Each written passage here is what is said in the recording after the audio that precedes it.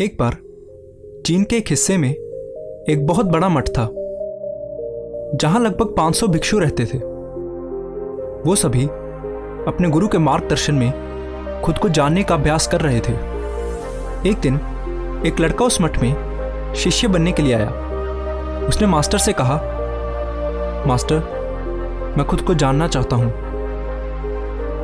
मैं सच की तलाश कर रहा हूं। मैं पता लगाना चाहता हूं कि सच क्या है। मास्टर ने उसकी ओर देखा और कहा कि अगर तुम सच जानना चाहते हो तो तुम्हें अपना पूरा जीवन दांव पर लगाना होगा। सच को जानने में तुम्हारा पूरा जीवन लग सकता है और फिर भी इस बात की कोई गारंटी नहीं है कि इस जीवन काल में तुम्हें सच का पता लगेगा या नहीं। क्या तुम इसके लिए तैयार हो? शिष्य ने कहा, मास्टर, मैं यहां पीछे मुड़ने के लिए नहीं आया हूं। मैं इसके लिए तैयार हूं। गुरु ने कहा, अगर ऐसा है तो एक काम करो। इस मठ में 500 भिक्षु हैं। तुम उनके लिए चावल कूटने का काम करो। बस सुबह से शाम तक चावल को कूटते रहो। जब तुम थक जाओ तो सोने चले जाओ और फिर अगली सुबह उठकर चावल कूटना शुरू कर दो। इसके अलावा कुछ और मत करना। किसी और चीज़ के बारे में मत सोचना। बस इस रास्ते पर चलते रहना और दोबारा मेरे पास मत आना। ज़रूरत पड़ने पर मैं खुद तुम्हारे पास आऊँगा। उस लड़के ने गुरु के आदेश का पालन करते हुए चावल कूटना शुरू कर दिया। उस मठ में 500 शिष्य थे। उन सभी को समय समय पर भोजन की आवश्यकता पड़ती थी, इसलिए वो सुबह बहुत जल्दी उठ जाता था और देर रात तक चावल कूटता रहता था। जब वो थक जाता तो उसी कमरे में सो जाता जहां वो चावल कूटता था। वो किसी से बात नहीं करता था और ना ही कोई उसके पास बात करने आता था। कुछ महीनों तक चावल कूटते हुए उसके मन में पुराने विचार आते रहे, लेकिन जब उन विचारों को कोई नया विषय नहीं मिला तो वो अपने आप ही मिट गए। धीरे धीरे उसके मन में विचार कम होने लगे। कुछ सालों के बाद तो वो अपना नाम तक भूल गया। वो हमेशा चुप रहता और विचारहीन अवस्था में बस चावल कूटता रहता। उसने ना तो कभी ध्यान किया था और ना ही कभी कोई शास्त्र पढ़ा था।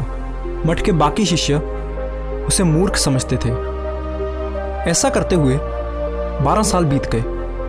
12 साल बाद एक दिन मास्टर ने घोषणा की कि अब मेरा आखिरी समय आ रहा है और मुझे अपना उत्तराधिकारी चुनना है जो मेरे बाद इस मठ का मुखिया होगा। इसलिए मेरा कोई भी शिष्य जिसे लगता है कि उसे आत्म साक्षात्कार हो गया है और उसने खुद को जान लिया है, वो रात को मेरे दरवाजे के पास आकर इस दीवार पर कुछ पंक्तियां लिखे जिसमें उसकी जिंदगी का सारा अनुभव समाया हो। कई शिष्यों ने ऐसा करने के बारे में सोचा। मठ के प्रमुख शिष्यों में से एक ने वहां जाकर कुछ पंक्तियां लिखी। उसे बौद्ध धर्म ग्रंथों का बहुत ज्ञान था।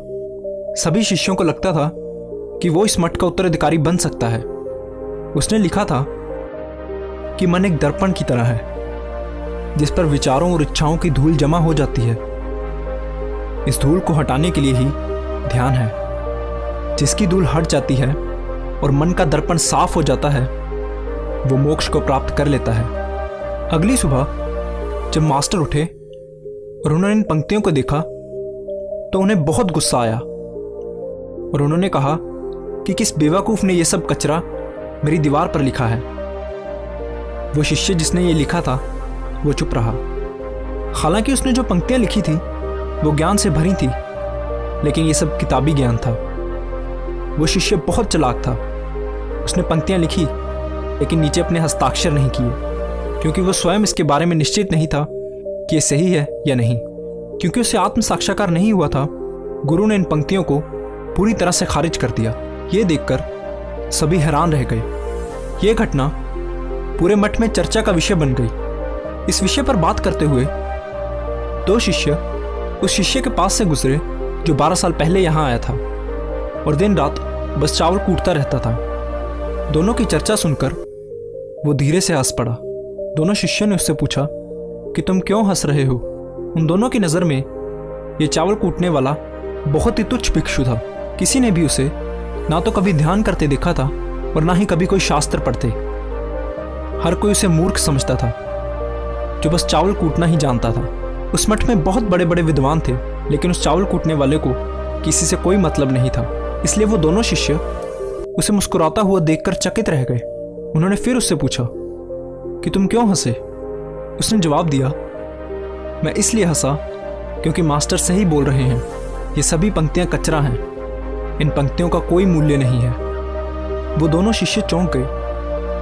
उन्होंने उससे पूछा कि क्या तुम कुछ ऐसी पंक्तियां लिख सकते हो जो इससे बेहतर हो?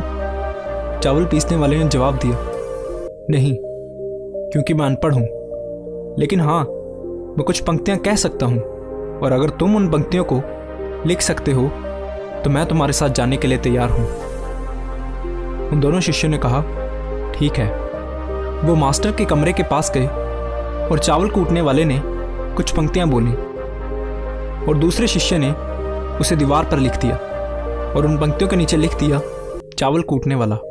उन्हें लगा कि मास्टर इस पर भी गुस्सा करेंगे। जो पंक्तियां उसने लिखने के लिए कहा था वो बहुत अद्भुत थी, और वो पंक्तियां थी, मन तो बस एक भ्रम है, ना तो मन है और ना ही मन का कोई दर्पण है, और जब मन ही नहीं है तो धूल कहाँ ठहरेगी। जो ये जानता है वो सच को जान गया है। जब गुरु ने इन पंक्तियों को देखा तो वो आधी रात को उठे और उस चावल कूटने वाले के पास गए। वो सो रहा था। मास्टर ने उसे जगाया और कहा कि ये लो, मेरी छड़ी और मेरे वस्त्र ले लो, आज से तुम मेरे उत्तराधिकारी हो, लेकिन अभी इस मठ को छोड़कर दूर चले जाओ, क्योंकि इस मठ में बहुत सारे विद्वान हैं जो खुद को तुमसे श्रेष्ठ मानते हैं। वो तुम्हें मार देंगे, क्योंकि वो इस बात को बर्दाश्त नहीं कर सकते कि एक साधारण सा चावल कूटने वाला उनसे ज़्यादा विद्वान निकला। तुम्हें वो सारा ज्ञान हो गया है जो मुझे है, और तुम्हें ये केवल चावल कूटते कूटते हुआ है। और मुझे पता है कि तुम जहाँ भी जाओगे लोग तुम्हारे पास आने लगेंगे, क्योंकि जब कोई फूल खिलता है तो उसकी महक हर तरफ फैलने लगती है।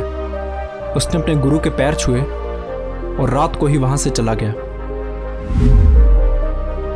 अगर हम अपनी जिंदगी में देखें तो पाएंगे कि बहुत से लोग सोचते हैं कि ध्यान केवल एक जगह बैठकर आंखें बंद कर कर ही किया जा सकता है, लेकिन हकीकत में ऐसा नहीं है।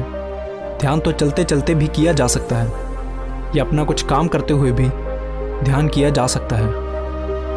असल में ध्यान का मतलब ये है कि आप जो भी काम कर रहे हैं उसे इतनी शिद्दत से करें कि आपको अपने शरीर का ख्याल भी ना रहे, बिल्कुल उस चावल पीसने वाले की तरह जो चावल कूटने में इतना मगन हो गया कि उसे खुद का कुछ ख्याल ही नहीं रहा। चावल कूटते हुए ही उसने आत्म साक्षात्कार प्राप्त कर लिया।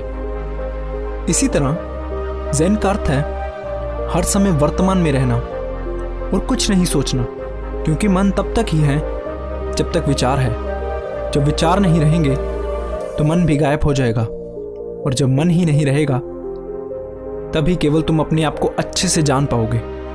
असल में हमें अपने वास्तविक स्वरूप को जानने के लिए कोई अन्य साधना करने की आवश्यकता नहीं है। हम जो कुछ भी कर रहे हैं बस उसमें हमें पूरी तरह से खो जाने की जरूरत है। अपने काम में इस कदर लीन हो जाओ कि आपका काम ही ध्यान बन जाए। धन्यवाद।